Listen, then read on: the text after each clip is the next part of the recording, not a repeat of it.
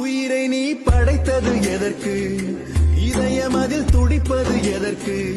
உன்னை தொழுது கேட்கிறேனே, பாவங்களை அழிப்பவன் நீதானே. உறக்கமில்லை இரக்கம் காட்டு, இல்லை என் வழிகளை ஆற்று. தவறு செய்தேன் தவறி செய்தேன், கருணையால் அந்நீதான் அல்லாஹ். பாவங்களை சேர்த்துக் கொண்டு எங்கே செல்கிறோம்? நாம் வாழ்ந்த வாழ்க்கை புரியாமல் மண்ணுக்குள் செல்கிறோம். என்னை மன்னிப்பாயா யா